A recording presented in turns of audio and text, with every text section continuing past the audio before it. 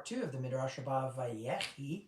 I am Rabbi Q. This is Zohara, and we are going to jump into some more discussion, some more Midrash about this particular parasha or this Torah section. When you are in a state of death, you are not dead.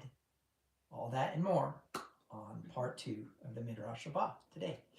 So let's get into it. So first thing, when we do this, we operate off of a number of different sources, but our biggest source is the Midrash channel on our Slack network that the congregation is connected to. And so because we are an online congregation, anybody who is on the Slack network can post these questions. So we have one of our congregation members saying, while this chapter has a lot of death in it, I think it's more about the life we live here. And I'm going to start by seeing what Zohara has to say. Oh, he's putting me on the spot. How lovely. And what shall I say? I do not know. I literally am being put right on the spot. Okay. So we talked about a little bit in the first portion how fasting or let me retract that. In the ancient Hebrew understanding, life and death do not mean the expiration of the body or the pursuance of the continuation of breath or the continuation of a heartbeat or the continuation of mind. That life and death are a full belly or an empty belly. And I will tell you, having just come off of a 40-day fast, I completely understood that premise. I completely understood how I honestly felt dead for 40 days.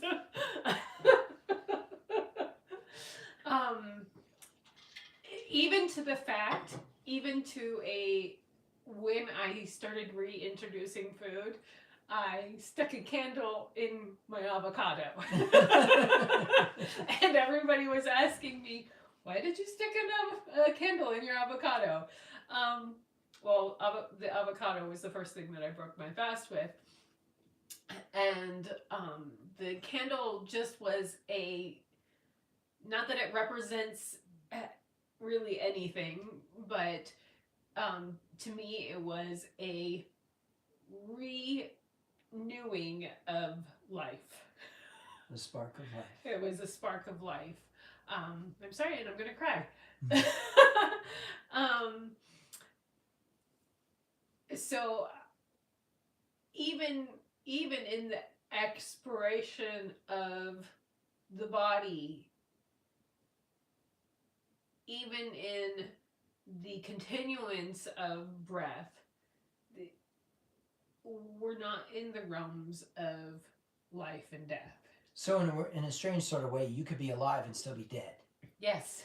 And I'm going to propose that if you really study out the ancient pictographic Hebrew here, one of the more important things that you actually end up coming up with is that the word death that's in Genesis chapter 3, verses 1 through 6, is not the expiration of the body. Never was. Never will be. If you go into Deuteronomy 28 and you reference the discussion on the curse side, it says in verse 15, I believe it is, if you do not keep the commandments of God and do violence against me, I believe that's what it says. I can look it up, but let's just go with it. These curses will follow you. And there's a whole list all the way to verse 68, right? So from verse 68 back to 15 is all curse. And every one of them is about getting sick, about not having enough to eat, about not having a livelihood, a business, about not having national sovereignty. That is the realm of death. Proof? 2 verses later, actually, no, 1 verse later, I believe in Deuteronomy 29, might be in verse in Deuteronomy 30, it says, "Behold, I set before you life and death, a blessing and a curse." Where's the blessing and the curse? On Mount Gerizim and Mount Ebal. Where's the blessing and the curse? Deuteronomy 28. Deuteronomy 28, 1 through 14 communicates life. Abundant basket. Yeah. Right? An abundant kneading table. Abundant basket of fruit, etc. Abundant womb, right? Mm-hmm. And then, on the other hand, 15 through 68 is Mount Ebal, which is all about the curse, all about death. Behold, I set before you life and death, a blessing and a curse. The ancient pictographic Hebrew of the word death, mut, M-U-U-T, okay? Mut is, I'm sorry, M-O-O-T, technically, is a mem and a tav. And it literally means mark in the chaos. That's literally what it's the concept of putting a mark in the chaos. As if to say, bringing a boundary to chaos sufficient enough to create order. Whoa, that is not my concept of death. I am an American Protestant Christian studying this for the first time, and I'm like, there's this moment where it was like, I don't know if I really even want to know this stuff, because all of a sudden death was no longer the expiration of the body. We have grandparents who we've put in the ground. That's Sheol. But where the rest of you goes is unknown. Sheol means the question. But where the rest of you goes, or where the rest of you've been, has nothing to do with an expiration. Is there a ceasing? Like, did Joseph lose his father? Did the sons of Israel lose Joseph? Yes. His job was done here. Time to move on. But I promise you, the soul of Joseph existed long before Joseph got to this earth. The soul of Jacob existed long before Jacob got to this earth. And the soul of Jacob exists long afterwards. Why? Because what we come from is not bound by the constraints of time. We're eternal beings. Which means what? Our job may finish here. Our responsibilities on earth may finish here. You say, well, what about the baby that dies after birth? Or what about if a life is canceled before or right after birth? What good was that job? What job did that do? Well, one could argue that could bear witness of something, right? A life is a witness. It's one of the things that it says. Life is a witness. And so, do I know the ins and outs of it? No, I don't. But I do know that if there is an actual expiration, there's a ceasing from this earth, it is not the end of life. And it is not the beginning of life when you're born. Life exists long before you are born.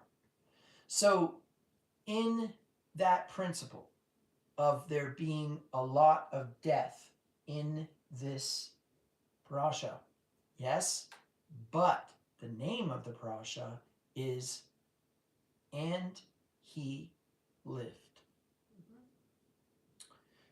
It makes me think a lot of like the things that we need to starve out of our lives, the things that we need to put an end to. You know, we would say die, but it literally is. You know, in okay, it has served its purpose, and it is no longer serving me. Now I need to put an end to it. Um, and that needs to happen in so many ways other than just food, you know, and I'm using that as personal experience, you know, whether it's the sugar and the candies and the cookies and the, you know, too many carbs or whatever, um, to the relationships that we have. Yeah, at one point it served a purpose, and now it is over, and now it needs to die. Does not that doesn't mean life doesn't go on after that. It just means that that particular thing has an end. Okay? Now let's make an adjustment here. And that adjustment is that, okay, let me tell you, that's a horrible way to say that. Let's see if we can change our paradigm a little bit. You see, people hear the word curse and they start to connect with that wrathful God that Marcion propagated to the Catholic Church that eventually became the catalyst for crowdfunding, right? Or they think of witchcraft. Right. Okay. So the premise is that the wrathful God concept is a very inappropriate concept. When you really understand covenant, you will see that the only reason why the things that happen to the nation of Israel in any context, up until they're the lost sheep of Israel, right? The lost house of Israel, is all about stepping outside the covenant, therefore outside the boundaries of the protective lines. Okay, so curse. The Hebrew word curse is the word kalal, kalal, kof lamed lamed, and it literally has to do with the concept of the voice of authority. Now here's the intrigue. If a curse has something to do with a reduction in abundance, reduction in protection, and a reduction in revelation, because we know that one of the curses spoken of in the prophets is a ceasing of the speaking of the word of God, right? So if we know that it's all about a diminishing or a reduction in the reputation of your name, a reduction in the reputation of your livelihood or business, then we know that a curse is a diminishing. Is it permanent? No. So if you fall under a curse in Deuteronomy 28, it's not forever. It's not forever. Oh, interesting. Because do you know what the church, the evangelical church at large, teaches? That Israel was replaced by the church, right? Which would fall under the Deuteronomy 28 clause and the Leviticus 26 clause. Deuteronomy 28 clause being, if you break these commandments, these curses shall follow you, and the Leviticus 26 clause, if you continue to do violence to my law and against me, then I will add to your judgment 7 times. Right? Which is where a lot of our date setters try to get us in the realm of 1914, 1946, I don't know what the other numbers are, 1975, etc., etc. When truth be told is that you can't do it that way. Because what's really true here is all a curse is a delay. Because if we default on the contingent fact that the intensification of all power in the universe in substance, in essence, exists purely as benevolence, we cannot conclude malevolence. And if that be true, and of course I know the test for malevolence, we don't need to get into that, but we're going to just assume benevolence here. And if we assume benevolence, then we could say that everything that happens for the good, means there's an intention and a vectored magnitudinal, in other words, there is an intensity value moving in a certain direction toward you, intercepted by a curse, but never canceled. Meaning every single blessing in your life that is delayed is a curse. And the delaying of blessing is cursing. Now, according to Proverbs, it says that just like a dove flies away, so does a curse upon someone who's not guilty. Which means what? The curse falls upon the innocent. No. The curse falls upon those who are not innocent. Oh, wow. Then we have to define innocence as what? Innocence is a non-merited entitling by the intensification of all power in the universe, who positions you in a certain state, but you position yourself somewhere else. You are the one who diminishes, and you are the one who positions yourself in a position to not be protected. It's like if there was a group of soldiers who all had their shields locked, right? In that Greek formation that I can't remember right now, but the premise is that the shields are all locked in, and some guy runs out from them into battle. Is he under the protection anymore of the shields? No. It's not that this is how people think of God. That his men were the ones who threw the spears at him. No, it's that he ran away from the shields, and the whole time they're going, dude, don't run away. That's God. Okay? So now here's what is important. And this is the part where we get into a very different reality than what mainstream Christianity is presenting, and truth be told, what Judaism is presenting. Because we're not dealing with a wrathful God. We're dealing with somebody who basically said, yeah, I'm going to get my way no matter what, but my way is benevolence. I want to bless you, and I'm going to get my way, whether you like it or not. And guess what? You could delay it, but it's still coming to you. Now, what about those who delayed it for their whole life, like the Israelites in the wilderness that had to wander for 40 years? There's a lot of discussion we can have there, because it definitely says until that generation dies, nobody's going in, right? But it's using that word met again, mut, right? Or mavet. So basically, let's say that we operate from the contingent paradigm that God is not malevolent.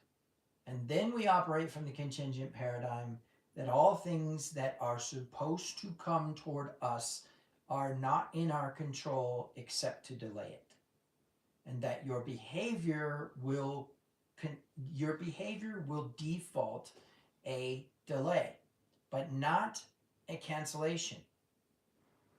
You see, this is where we get into the concept of wickedness versus evil. Evil is a twisted mind that has given over to its fears and its doubts and has disconnected its soul. Right? What is wickedness? What is iniquity? What is avin? I believe it's avin, is the Hebrew word for iniquity. Is when, even though you're aware of the delay, even though you're aware of the wounds, the limiting beliefs, the entitlements, and are aware of the diminishing that they result in, you choose to continue. So does that mean that a person who is wicked, who's twisted up in their head with their wounds and is not aware of the diminishing, are they wicked?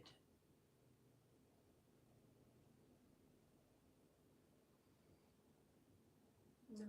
No. You have to know the consequence of your actions along with the negation particle that says thou shalt not. So when Deuteronomy 28 mentions those, and you have the Torah from Sinai combined, that's when Moses says, I call heaven and earth to bear witness against you, that I have set before you today a blessing and a curse, life and death. Choose life that you may live, right? And he says, I am not saying it for your generation, but for the generations to come. He wasn't even talking to them. He's talking to us. Now, that means that death, or the realm of death, is not expiration or the ceasing from this earth of your existence. But death is the curse or diminishing or delayed blessing. While he was saying that, I kept thinking of the ant that's trying to give the little kid a kiss, and he's fighting. He's fighting the ant, but the ant eventually gives him the kiss. I don't know that story, but it sounds entertaining. Next question. Oh, pardon me. Is there something significant regarding Joseph dying at 110 instead of the usual 125 years?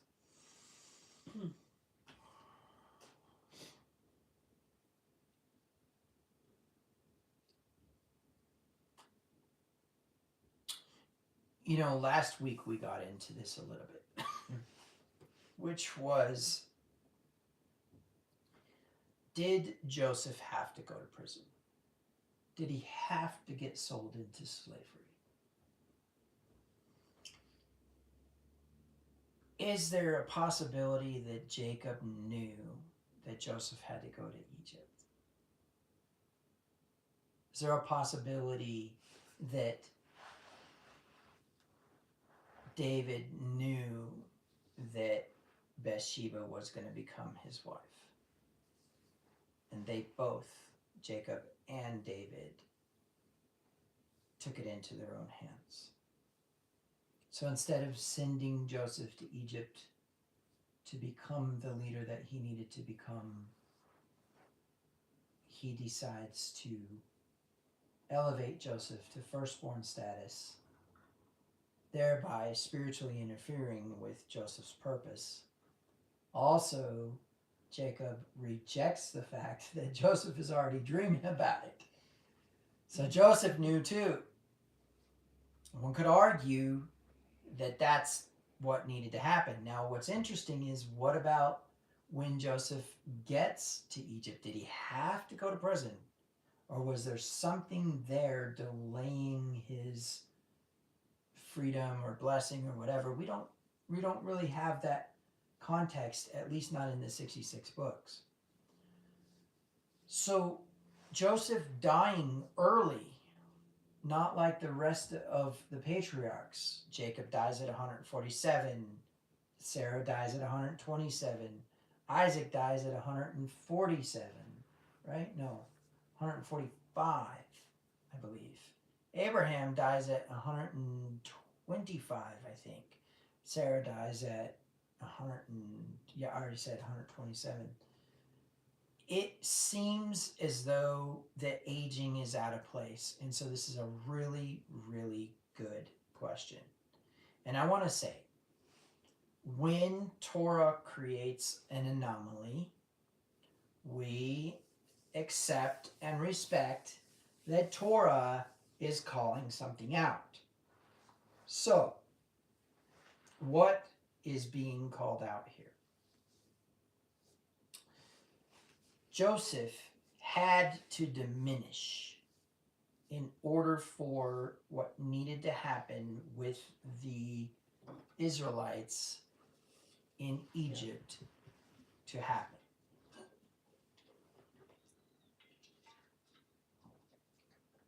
What I want you to think about is the concept that when Jacob went to Egypt, he was in exile. Why had Jacob ended up in exile? One could argue that the only true thing that we could identify concerning Jacob being in exile is Joseph and the bitter thing that happened with his death.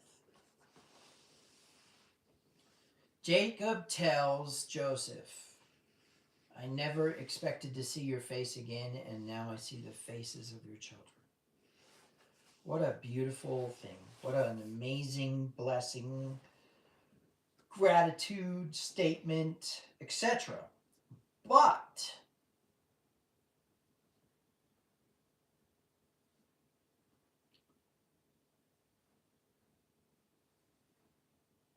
it seems as though once Joseph served his purpose, anything further would have probably interfered with the future of Israel. Now, here's a part that's, as you can see, uncomfortable. I'm fidgeting. And that is, why did Israel have to go into indentured service with Pharaoh in order to become God's people? I want commentary on this. I want people to type the answer.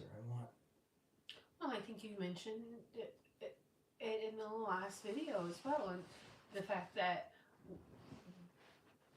in order for there to be a crying out, there has to be that progression to possession, right? And so, okay. Joseph's land was the only one that was not sold. They possessed the land. They had possession of it. It did not belong to Pharaoh, when all of the other land belonged to Pharaoh. Everything. All of his peoples were indentured servants to him because he owned it all, right? Joseph dies.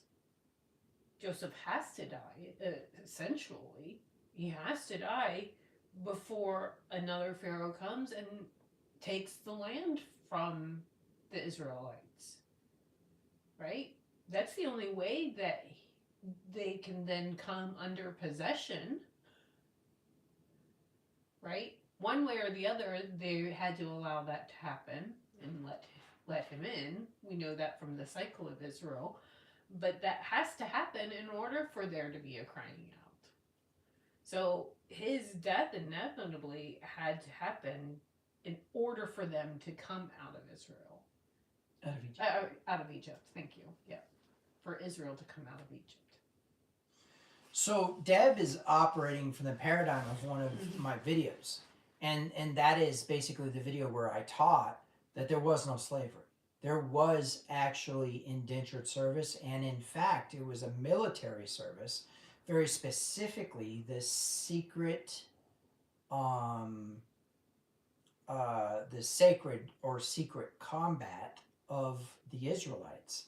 They had a combat style, a martial arts training, and a martial training, a military training that made them kind of like, you know, the 32nd or say, the Navy SEALs or something like that. They were some pretty powerful warriors, and they were a warrior tribe clan, right? We are not dealing with just shepherds. We're dealing with men who can split or can hit a hare with a stone at 100 yards, I believe it was, with their sling, right? They ain't playing. Now, and that's just the minimum. I mean, what else have we discovered? The Canaanites had slicing swords. The Israelites had chopping swords. They knew how to sever ligaments and to disarm and immobilize through chopping, not slicing. They were not stabbing, poking swords. They were designed to chop in one single swing of a blade. Chop off a head, chop off an arm, etc. And so it's interesting, but in a weird sort of way, this warrior tribe is serving Pharaoh for some reason. Now, there's more to that video, and it basically says that what began as an infestation, as a we will let you serve other gods near us instead of following the context of what Abraham taught, to dwell in the land of other gods and not ever allow them in. Right? Never, make covenants with them, sure, all that kind of stuff, but never allow them in. That part, I'm afraid, is one of the sad truths of Israel in Egypt that people are not ready to accept. And that is, why would God allow a people to suffer and become indentured and be oppressed? He clearly was oppressing them. He was using the blood of Hebrew children to heal his wounds. Well, and he was also using, I think it's in Jews. I think it's in Jubilees where it talks about him using the bodies of the children as mortar. Mm-hmm.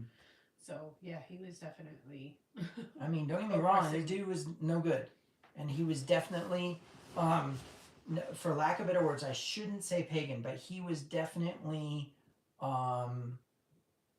not relating to Yahweh in any way. We even see Nebuchadnezzar begin in that behavior and end with a letter to his people saying there is only one God, and that is Yahweh, the creator of the heavens and the earth, and only him should you worship and serve. And then his son turns around and drinks from the temple articles, writing on the wall, Babylon falls, Persia takes over. It is crazy. But that never happens with this particular Pharaoh. He continues to be wicked. Now, we can get all into all that junk about whether God hardened his heart or he hardened his heart or whoever hardened his heart. But this Pharaoh definitely had some sick stuff going on. Nevertheless, the people of Israel are under possession. And if they're under possession, then that meant there was oppression. And if there was oppression, then there was infestation. And if there was infestation, then there was compromise. And if there was compromise, there was a laxing of the boundaries of the covenant.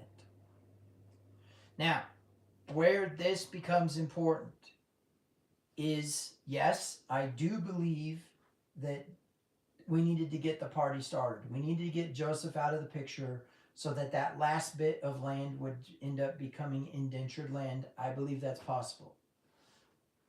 but I'm going to do this one.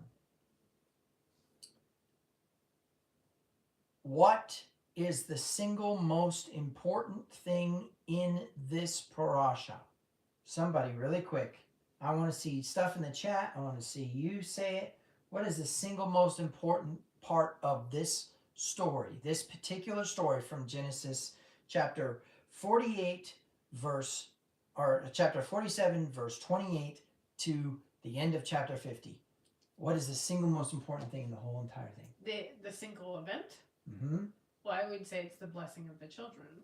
Okay. Which all children? the children. Okay, so the children of Israel. Yes. Okay. That's close. Well, and when I say that, the blessing of the children, I also mean Ephraim and Manasseh. And that is the single most important piece. A lot of people don't realize why Joseph's children had to be adopted. I need to ask a very important question. Is there evidence anywhere in either the rabbinical writings or otherwise that indicates that Rachel was ever in covenant with Yahweh?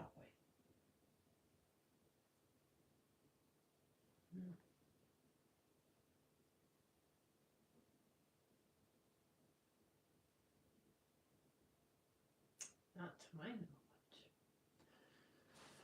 Were the Arameans in covenant with Yahweh?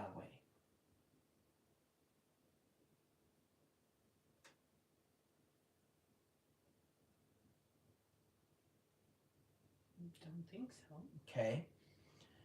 According to Jacob's testimony, and also according to the context in Exodus, where you tell the children why we do the things we do on the night of the Passover, there's a statement that my father was an Aramean, but God brought him into this promised land, blah, blah, blah, blah, blah. And there seems to be a reference to Jacob indicating that he was in a land of the Arameans, right? Now, and this is important, Jacob indicates some sort of connection after the fact, right? So in principle, we could say that Arameans were not circumcised. How do we know that? Abraham receives the instructions of circumcision after he goes to the promised land. Meaning what? Rachel was a Gentile.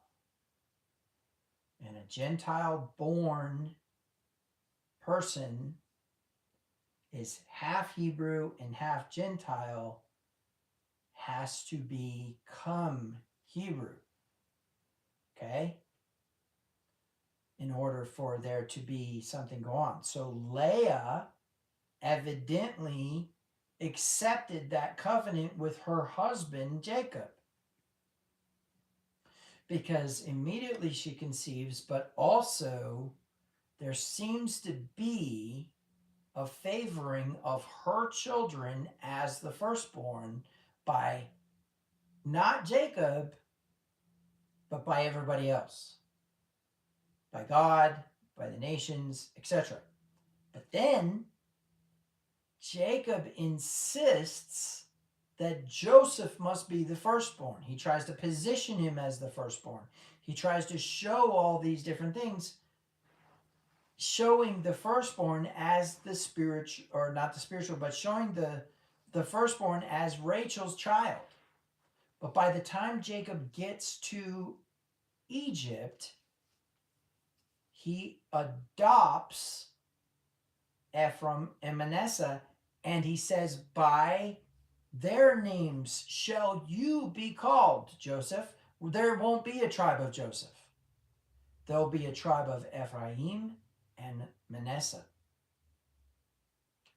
Furthermore, it is important to note that when there is a discussion about the tribes of Israel, Reuben, Simeon, and Judah are mentioned, but not Levi. Levi is left out, and when there is an inheritance distribution in the promised land, Levi is left out. Is there something? Yeah. PK says, what I got. This teaches the true power of how our ability to release fear without surrendering truth. Oh, wow. That's from the first discussion, yeah? No, this is from this. Oh, this is from the second one? Yeah, okay. Part 2. All right. So the way I want you to think about this is that Joseph could not let Ephraim and Manasseh join the tribes of Israel unless he was gone. And I'm going to tell you something else. Jacob was a master Kabbalist. And Jacob actually decided when he was going to die to the moment. It says he pulled his feet up into his bed and was done, right? When his work here on earth was about to expire, he decided when it was going to happen. So did Joseph. Joseph said, you need to carry my bones out of here. He needed to make sure that he died before the other brothers, including Ephraim and Manasseh, because then this whole thing could get started. I agree with that. So what's the point here?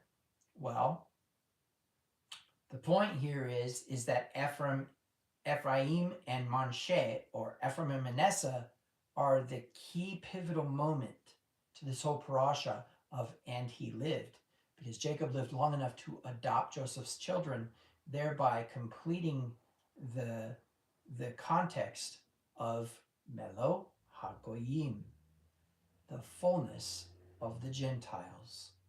That is what it says in the Hebrew when he says, I know that he is the firstborn.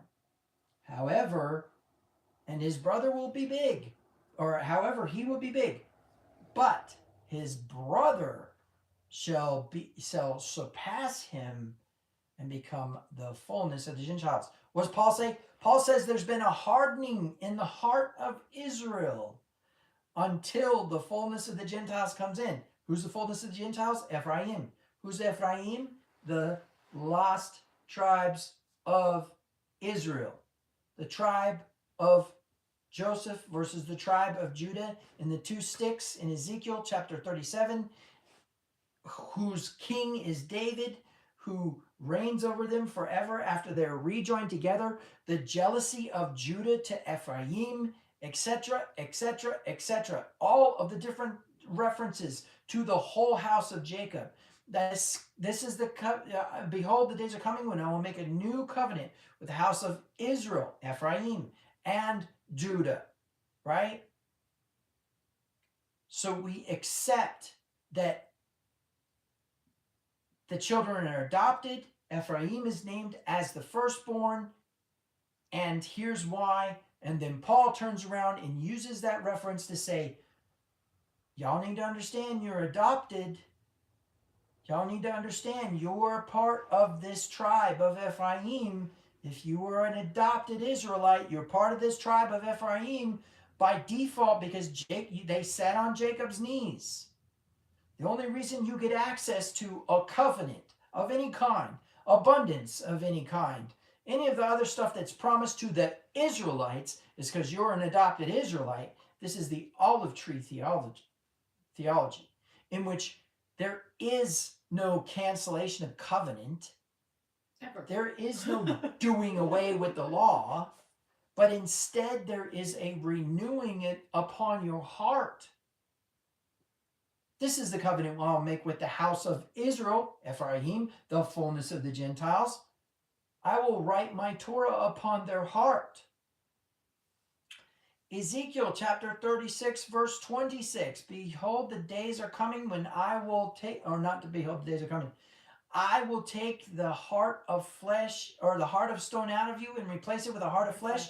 I will put my spirit within you to what? Keep my commandments and write them upon your heart. It's all there. You will be my people. I will be your God. Right? And then we go into Lo Ami, which is what? The great divorce between Israel and Yahweh, which stood until what? Until Yeshua died, and therefore the husband died. And since the husband died, therefore the responsibility of the covenant was broken. The husband resurrected, and she was able to remarry him, meaning the fullness of the Gentiles could then come in. The lost tribes of Israel could then come in. The lost tribes of Israel representing what? The nations. Why? Because they would disperse to the nations. And the nations would what? Come in with the mingled blood of Ephraim. Because it was all adoption to begin with. Ephraim was never bloodline. The only bloodline was Leah's bloodline. That's why Benjamin was assimilated into Judah. That's why a Jew is either a Judite or a Benjamite. But you don't ever see anybody calling anybody a Bew, right? They're called a Jew because they're a Judite. But Paul was a Judite of the tribe of Benjamin. Paul was a Jew. Yeshua was a Jew. And so we understand Benjamin even gets assimilated into this process and is called Judah. No matter how you spin it, Judah gets the scepter. Judah gets the bloodline guarantee. Judah as a house receives a different covenant than the house of Israel. The new covenant that everybody touts about. Oh, the New Testament, the New Testament, the New Testament. Overriding this, canceling this, laws done away with. I can go eat pork because Jesus died for me. I can go do this because Jesus died for me. I don't have to do this. The reason I don't do this is because it's not nice to do. But this part of the commandments I don't have to worry about. I don't have to do this thing over here. I can do all this stuff over here now that the pagans used to do because Jesus died for my sins. What a load of hogwash. All of that is garbage. The law has been written upon your heart if you're in the new covenant. And that's what the house of Israel. So what house are you? Are you bloodline Judah or are you the house of Israel? Are you adopted or were you born in? Because this is what Paul says, not everybody is Israel who is bloodline Israel. Meaning what? People have been grafted out. Because you know what? It's not about anything other than the promise of God to whom? To Abraham, which is why circumcision is part of the covenant for the land, not for the Mosaic covenant. And definitely not a requirement for salvation. So you want to know what's the most important parasha in all of the Torah? This parasha, because it gives adoption to the Gentiles. So much so that the Jews have later on, not during the early sages, but later on, contrived a story how Dinah, the one who had gotten pregnant from Shechem, ended up with Ishmael down in Mitzrayim and eventually became the wife of the priest of On, and therefore was a legitimate Hebrew mother of Joseph's children. Now you guys know me. You know that on a regular basis, I push for Jewish folklore to be considered fact. But this is a point in time where I call BS. I say that this is just you guys not wanting the Gentiles to come in because you were stuck in the house of Shammai. Because Shammai killed all the Hillelites. Right? He didn't kill them all. But the point being is that you didn't even lax on Torah until after the Bar Kokhba rebellion. So you rabbis out there, you anti-missionaries out there who are saying that there can't be a Gentile inclusion because there's no bloodline, Jacob adopted Manasseh and Ephraim. And Joseph did not get a portion.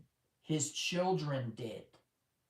And so it is imperative that you understand that the execution of adoption is upon Ephraim, who is the northern kingdom. They were the rulers of the northern kingdom, not the Judah kingdom, but the Israel kingdom, and that house of Israel was taken into exile, scattered among the nations. We have no idea who they are. And until the sealing in Revelation, which we'll get into in a second, there is a premise that we will not know. Meaning what? This special little adoption is kind of a loophole for everyone to enter into covenant with Yahweh and begin to have the protections of Torah. Because if you are not in covenant with Yahweh through the protections of Torah, you are in exile, and therefore you do not have the protections of Torah. Which means you can't ever go into Deuteronomy 28. I had some schmegegi up at a Christian camp once claim that what Christ did was made it possible for you to receive the blessings of Deuteronomy 28 without keeping the commandments.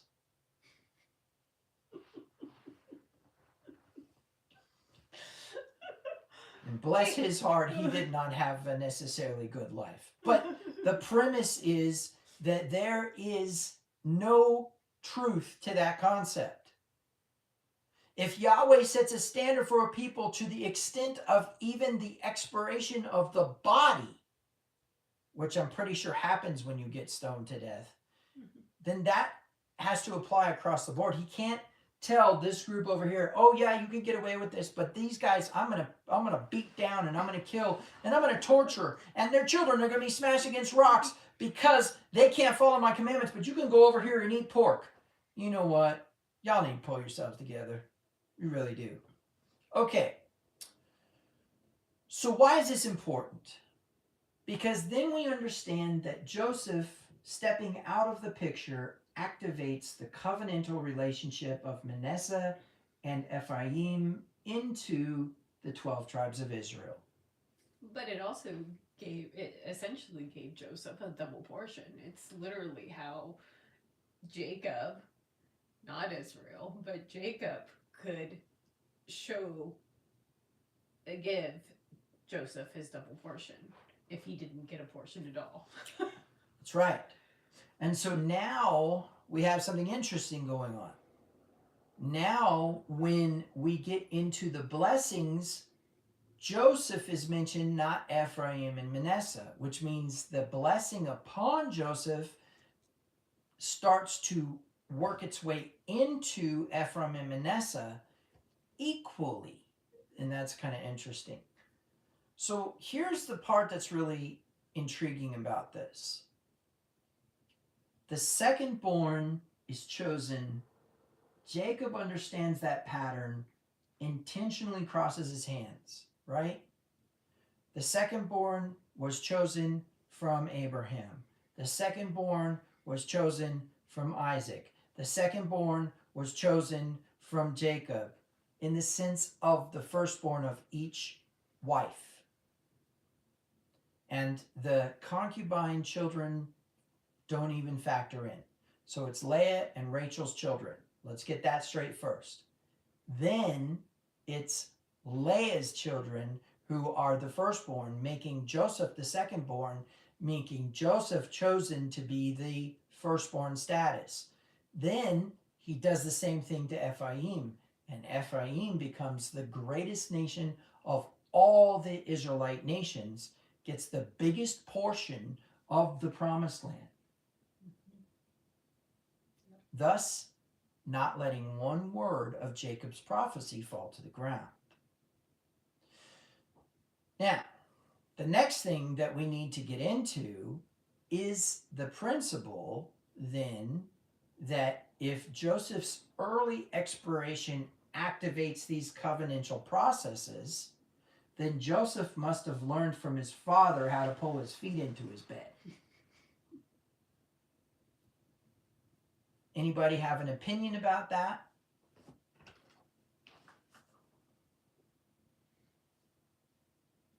Well, not necessarily. We didn't need to learn that necessarily because we've talked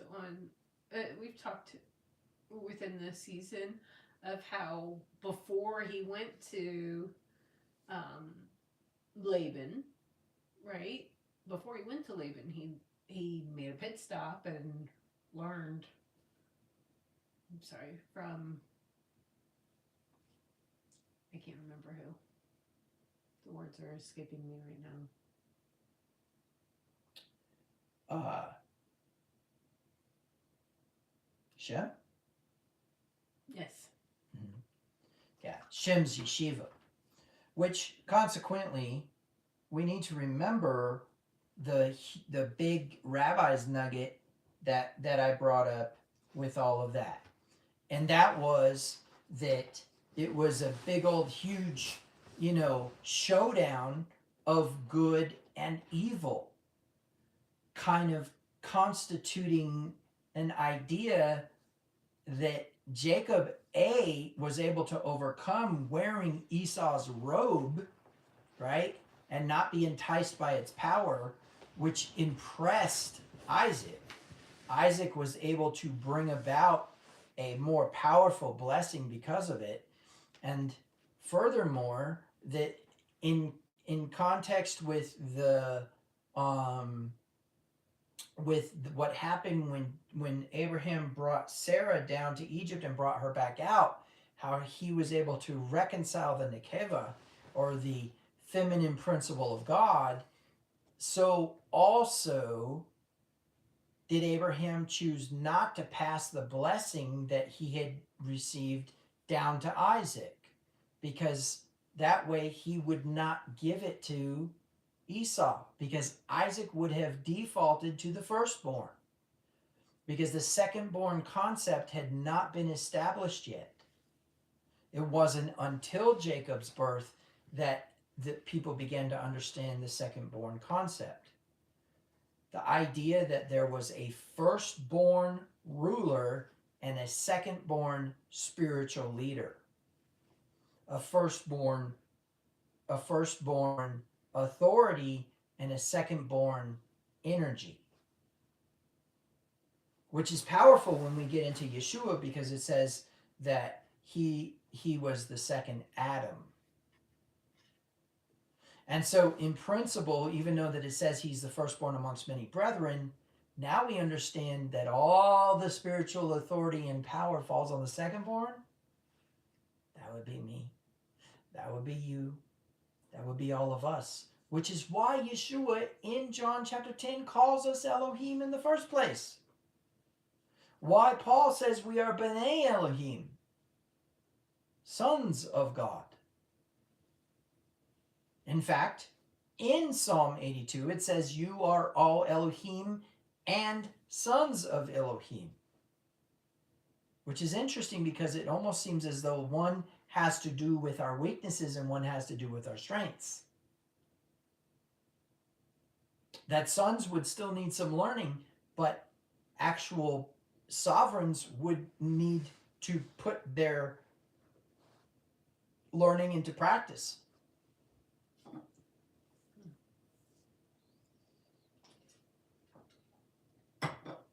So now we come to an interesting concept, and that concept is that there is an indication here that Ephraim is the representative of all the nations of the earth. And when Yahweh said, through your descendants shall the earth be blessed, I believe Ephraim is it. Which leads us to an even more crazier idea. Ephraim receives the biggest portion of Israel, right? Which means it's the most desirable portion. Which means that nations around him would be less interested in Judah, less interested in Dan, less interested in Zebulun. But then Ephraim unites the northern kingdom into one system, thereby causing the nations to be able to come in because of Ephraim going into exile. Which brings us to a very powerful concept, that when a covenanted son goes into exile, it is to draw many. It is a huge tikkun. And so when you see exile, pay attention. Whether it be the greater or the lesser, there's a reason. Because, of course, Judah was the lesser. Now, that being the case, we get into some interesting things because all of a sudden we have 13 tribes. We can't have that, right? It's the 12 tribes of Israel, right? So here's a question, and obviously you can post in the chat if you want, but here's a question, and that question is, let me make sure the chat's turned on here. Okay, so here's the question, and that is, did Levi's behavior in Shechem disqualify him from being a tribe of Israel? And why didn't Simeon fall into that? How come Simeon got a lot?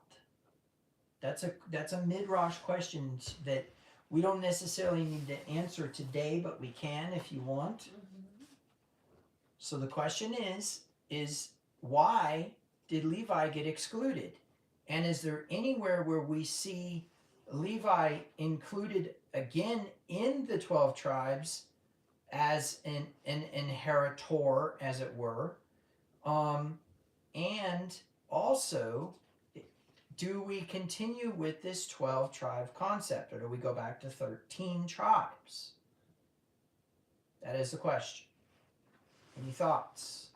Well, in verse 5, it talks about Simeon and Levi are brothers of instruments of cruelty, right? Because of what they did in Shechem.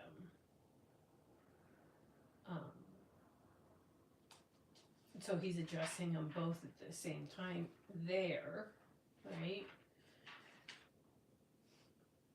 But at the end of Deuteronomy, he's listed. Levi is? Yes, I believe so. Okay. Double check, but I'm pretty sure. I want to go into the book of Revelation.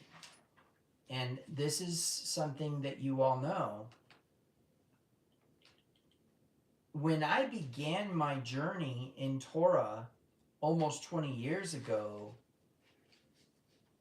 I was forbidden from studying the book of Revelation. And I can tell you that before Torah, I was a big eschatology buff. I was a prophecy buff. I loved studying Revelation and Daniel and making current events match up. And as soon as I entered Torah, I was told not to touch it. And for 20 years, I've not been allowed to touch it. And I can tell you that I often reference it, but I'm not allowed to study it out. I'm not allowed to go, oh, this matches up with this, blah, blah, blah, blah. But this is something interesting. In Revelation chapter 7, verse 5, we get the first mention of the list of the sealing of the tribes. The first set in verse 5 is Judah, Reuben, and Gad, obviously all 12,000. The second set in verse 6 is Asher, Naphtali, and Manasseh. There's a tribe of Joseph. The seventh is Simeon, Levi, and Issachar. The eighth is Zebulon, Joseph, and Benjamin. What happened to Dan? And what happened to Ephraim? You see, these are the things that make me go, These are the things where I'm like, okay, not quite sure what's going on with the 144,000. Not sure why they're being sealed. But where's Dan and where's Ephraim? I wonder, and this is just speculation. I have not studied this out, but I have this question in my mind. Is the tribe of Joseph a tribe of Gentiles? Just to throw in the face of the Gentile inclusion rabbis, or the House of Shammai rabbis.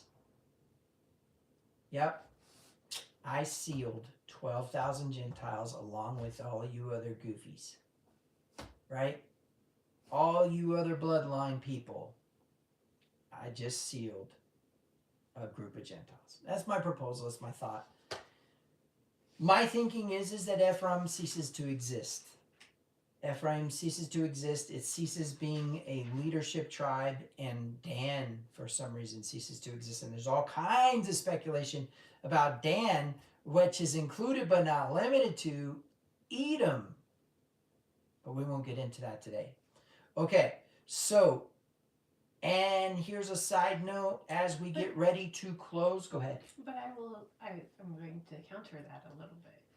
The prophecy was that Ephraim would be bigger than all the other tribes, that he'd be bigger than Manasseh, that he'd be. So, what if it's just not that he ceases to exist, but he can't be found? Like, it's not. Because he's that big. Because he's that big. Interesting concept. I will say that it says Joseph and Judah. When it says to join the sticks, the tribe of Joseph and the tribe of Judah. Okay.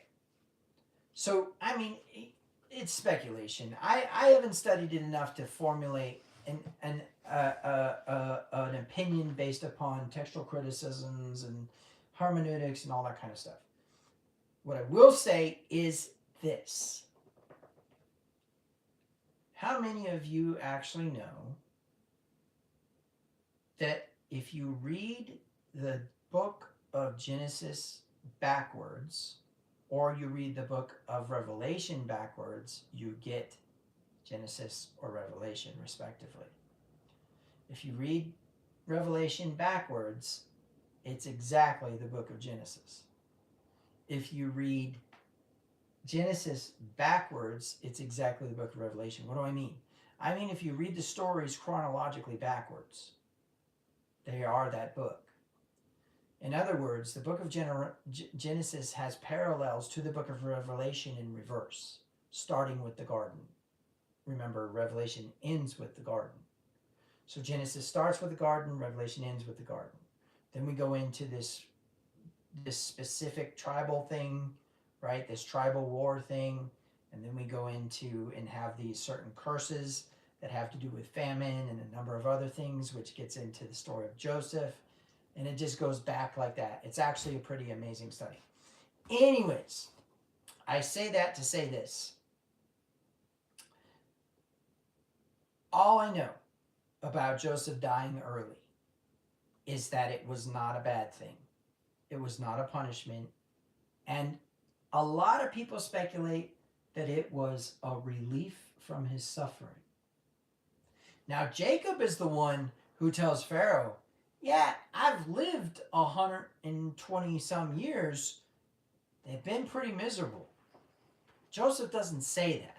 Joseph names his children something like comfort and the future or something like that. And I can't remember exactly. And it was because he ceased from his sufferings. And God made him forget about his former family and everything. He was able to actually enjoy his time in Egypt and be happy there. And obviously be in love. That was a given, right? He fell in love with Dinah's great-granddaughter. Okay, I don't believe that. But, you know. All right. Well, you earlier that I really appreciate in the fact that Joseph was taken from Jacob at the age of 17 and sold into slavery, and Jacob never saw Joseph except for the last 17 years of his life. So he was essentially given Joseph's youth back, at least. You know, he was given those 17 years from Joseph's childhood and the last 17 years. It's pretty neat. I kind of like that. And I'm sure the number 34 has a very important reference to itself as well. I will say,